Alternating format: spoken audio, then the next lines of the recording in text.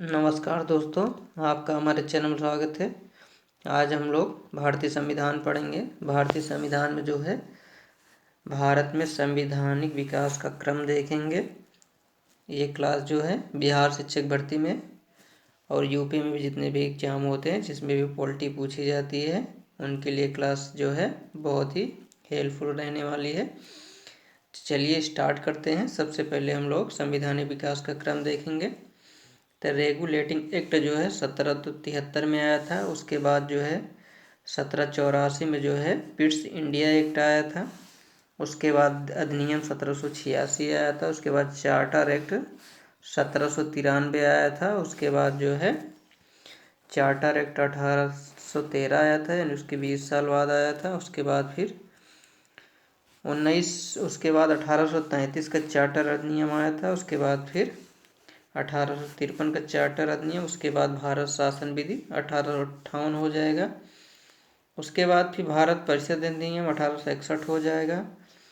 उसके बाद फिर 1892 हो जाएगा, भारत परिषद विधि हो जाएगा। उसके बाद भारत परिषद अधिनियम 1909 हो जाएगा और भारत शासन अधिनियम 1919 हो जाएगा। उसके बाद भारत शासन अधिनियम 1935 हो जाएगा। उसके भारत स्वतंत्रता अधिनियम 1947 हो जाएगा।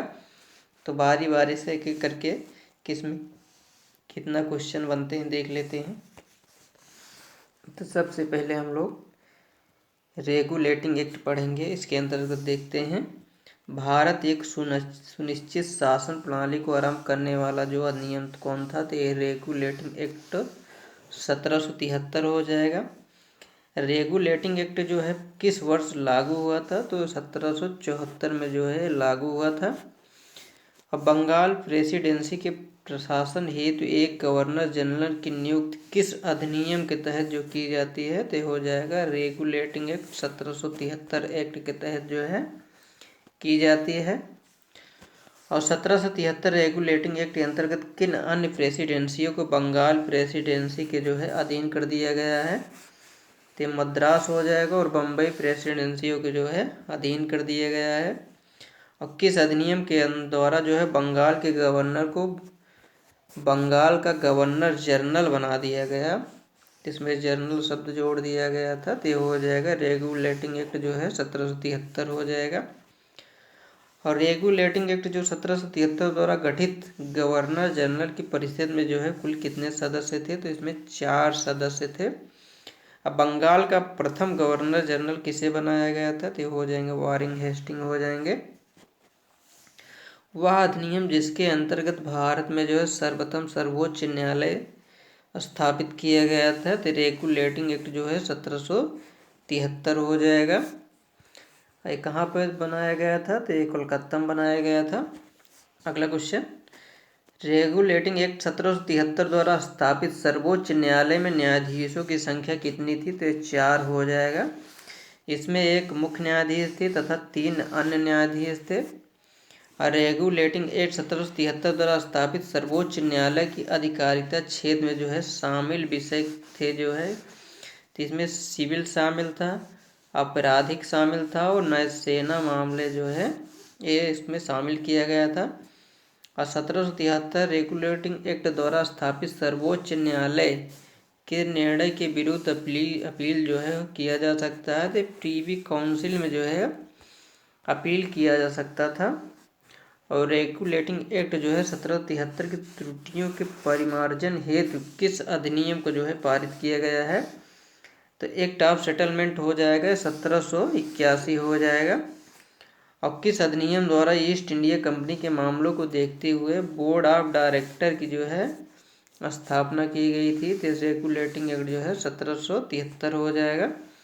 और पिट्स इंडिया एक्ट जो है 1784 में जो है किस अधिनियम द्वारा ईस्ट इंडिया कंपनी के व्यापारिक तथा राजनीतिक कार्यों को जो है पृथक कर दिया गया था, तो 1784 का पिट्स इंडिया एक्ट हो जाएगा। अब पिट्स इंडिया एक्ट 1784 के तहत जो है पूरब के देशों में ब्रिटिश उपनिवेशों के प्रशासन पर जो है नियंत्रण तथा निरीक्षण का उत्तरदायित्व जो है किसे सौंपा गया था, तो बोर्ड ऑफ कंट्रोल हो जाएगा। और 1784 के पेस्ट इंडिया एक्ट के अधीन गठित किए गए बोर्ड ऑफ कंट्रोल के सदस्यों की जो है नियुक्ति की जाती है। तो ये ब्रिटिश सम्राट द्वारा जो है इसकी नियुक्ति की जाती है। अब पेस्ट इंडिया एक्ट 1784 के तहत कंपनी के व्यापारिक मामलों के अधीक्षण की अनुमति जो है किसके पास थी, तो ये हो जाएगा बोर्ड ऑफ डायरेक्टर्स हो जाएंगे। अब अधिनियम 1786 देख लेते हैं। गवर्नर जनरल को विशेष परिस्थिति में जो है अपनी परिषद निर्णय को निरस्त करने तथा लागू करने का अधिकार जो है प्रदान किया गया था। ये तो 1786 अधिनियम के तहत जो है प्रदान किया गया था। किस अधिनियम के द्वारा गवर्नर जनरल को जो है प्रधान सेनापति की जो है शक्तियाँ प्रदान की गई थी, तो 1786 अधिनियम हो जाएगा। और 1793 का चार्टर एक्ट देख लेते हैं। चार्टर्ड अधिनियम 1793 के तहत जो है ईस्ट इंडिया कंपनी के व्यापारिक अधिकारी को जो है कितने वर्षों के लिए जो है बढ़ा दिया गया था, तो 20 वर्षों के लिए जो है इसको बढ़ा दिया गया था। किस चार्टर नियंत्रण जो है मंडल यानी बोर्ड ऑफ कंट्रोल के सदस्यों को जो है भारत के राजस्व से वेतन देने को प्रावधान किया गया था, तो 1793 का जो चार्टर अधिनियम था इसी के तहत जो है वेतन देने का प्रावधान किया गया था। और किस चार्टर के द्वारा यह स्पष्ट किया गया कि गवर्नर जनरल बंगाल में जो है अपनी अनुपस्थिति के समय परिषद के असैनिक जो है सदस्य को अपनी परिषद का उप प्रधान जो है नियुक्त किया गया जाएगा। तो 1793 का चार्टर अधिनियम के तहत जो है वो प्रधान नियुक्त किया जाएगा। और किस अधिनियम द्वारा बिना लाइसेंस के शराब की बिक्री पर जो है रोक लगा दिया गया था, तो 1793 का चार्टर अधिनियम है जिसपे जो है शराब बिक्री पर रोक लगा दिया गया था। और चार्टर एक्ट 1813 जो किस चार्टर द्वारा सभी अंग्रेज व्यापारियों को जो है भारत से व्यापार में छूट प्रदान करने के लिए उपबंध किया गया था, तो 1813 का चार्टर एक्ट के द्वारा जो है छूट प्रदान किया गया था। भारत में ईसाई धर्म के प्रचार की अनुमति जो है किस चार्टर एक्ट के द्वारा दी गई थी, तो 1813 हो जाएगा। और किस अधिनियम द्वारा जो है भारत में शिक्षा पर ईस्ट इंडिया कंपनी को जो है 1 लाख रुपए का वार्षिक खर्च का प्रावधान किया गया था, इसी चार्टर एक्ट 1813 के तहत जो है 1 लाख रुपए का प्रावधान किया गया था। अब चार्टर एक्ट 1833 देख लेते हैं। ईस्ट इंडिया कंपनी के सभी वाणिज्यिक एकाधिकार जो है कब समाप्त कर दिए गए थे, तो चार्टर एक्ट 1833 के तहत जो है सभी वाणिज्यिक एकाधिकार को जो है समाप्त कर दिया गया था। किस अधिनियम द्वारा बंगाल के गवर्नर जनरल को जो है संपूर्ण भारत का गवर्नर जनरल बना दिया गया था, तो ये 1833 के तहत जो है संपूर्ण भारत का गवर्नर जनरल बना दिया गया था। अब भारत के प्रथम गवर्नर जनरल कौन थे, तो लॉर्ड विलियम बेंटिंक जो है प्रथम भारत के गवर्नर जनरल थे। और वह चार्टर जो है जिसमें मुंबई तथा मद्रास के परिषदों की विधि निर्मात्री शक्ति को जो है समाप्त कर दिया गया था, तो 1833 का चार्टर एक्ट हो जाएगा। अब 1833 चार्टर की किस धारा में अनुबंध किया गया कि किसी भी भारतीय को मातृ धर्म, जन्म स्थान, वंश तथा वर्ण के आधार पर सरकारी सेवक के लिए जो है अयोग्य नहीं माना जाएगा, तो धारा 87 के तहत जो है अयोग्य नहीं माना जाएगा।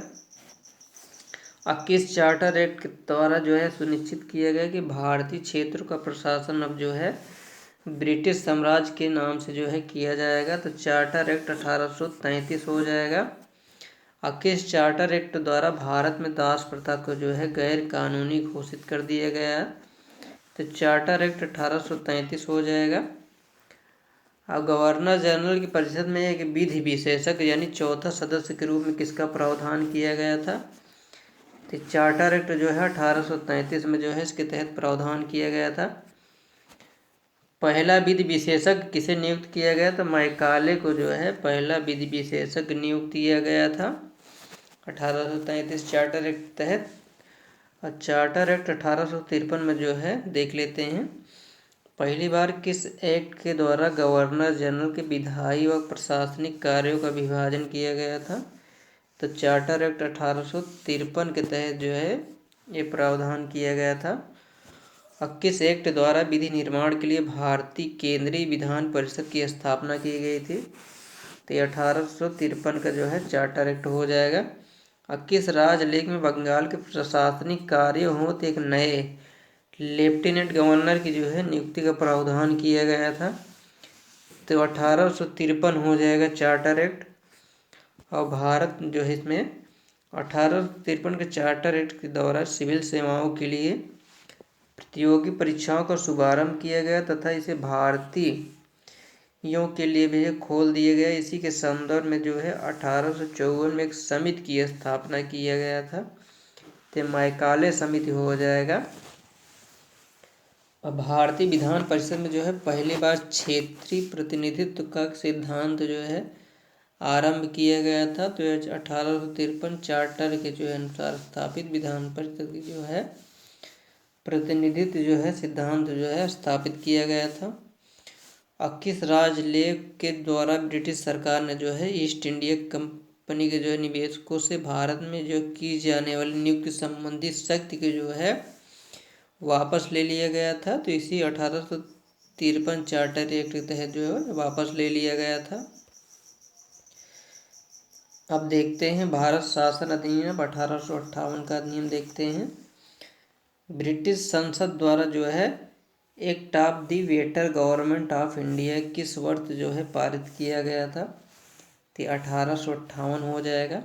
और किस अधिनियम द्वारा भारत शासन कंपनी के हाथों से ले ली गई और इसे ब्रिटिश ताज के अधीन जो है कर दिया गया था? तो हो जाएगा भारत शासन अधिनियम 1858 हो जाएगा। अब भारत शासन अधिनियम 1858 के तहत जो है अब गवर्नर जनरल को जो है क्या कहा जाने लगा? तो ये वायसराय हो जाएगा। अब भारत के प्रथम वायसराय कौन थे? तो हो जाएंगे लॉर्ड कैनिंग हो जाएंगे। 1858 के अधिनियम के तहत जो है बोर्ड ऑफ डायरेक्टर तथा बोर्ड ऑफ कंट्रोल को जो है समाप्त करके समस्त अधिकारियों को जो है किससे दे दिया गया था? तो हो जाएंगे भारत के राज्य सचिव को जो है दे दिया गया था। और किस अधिनियम द्वारा जो है निदेशक मंडल और नियंत्रक मंडल को जो है समाप्त कर दिया गया था? तो 1858 हो जाएगा। और 1858 अधिनियम के तहत जो भारत के सचिव की सहायता के लिए किसका उपबंध किया गया था? तो 15 सदस्यीय जो है परिषद की जो है उपबंध किया गया था। और किस अधिनियम के द्वारा भारत के गवर्नर जनरल को जो भारत के सचिव की आज्ञा के अनुसार जो है कार्य करने के लिए जो है बाध्य कर दिया गया था? तो 1858 का अधिनियम हो जाएगा। अब भारत राज्य सचिव का ब्रिटिश संसद के प्रति उत्तरदायी होने का क्या कारण था? तो इसका हो जाएगा उसका ब्रिटिश मंत्रिमंडल जो है सदस्य होना जो है उत्तरदायी का कारण हो जाएगा। अब भारत परिषद अधिनियम 1861 जो है हो जाएगा। आधुनिक भारत में सर्वप्रथम प्रतिनिधित्व प्रणाली का आरंभ करने वाला अधिनियम कौन सा था? तो 1861 का जो है भारत परिषद जो है अधिनियम हो जाएगा। किस अधिनियम के द्वारा सर्वप्रथम भारतीयों को कानून बनाने की प्रक्रिया में सम्मिलित किया गया था? तो 1861 के तहत जो है सम्मिलित किया गया था। अब भारत परिषद अधिनियम 1861 के द्वारा आपातकाल में जो है अध्यादेश जारी करने की शक्ति किसे दी गई थी? तो वायसराय को दे दी गई थी। अब किस अधिनियम द्वारा मद्रास बम्बई प्रेसिडेंसियों को जो है पुनः विधियों शक्ति द्वारा विकेंद्रीकरण की प्रक्रिया की जो है शुरुआत किया गया था? भारत परिषद अधिनियम 1861 हो जाएगा। अब किस अधिनियम की जो है विधि निर्माण की शक्ति में जो है शक्ति विभाजन की सिद्धांत की कल्पना की गई थी? तो भारत परिषद अधिनियम जो है 1861 हो जाएगा। 1861 जो भारतीय परिषद अधिनियम जो है वायसराय को कानून बनाने की शक्ति प्रदान की गई, जिसके तहत जो है कैनिंग जो है शुरुआत की गई थी। तो हो जाएगा विभागीय प्रणाली हो जाएगा। ते थे आज के कुछ प्रमुख जो है क्वेश्चन। अगर आपको क्लास अच्छी लगे तो लाइक करिए, चैनल सब्सक्राइब करिए। मिलते हैं नेक्स्ट वीडियो में, तब तक के लिए जय हिंद जय भारत।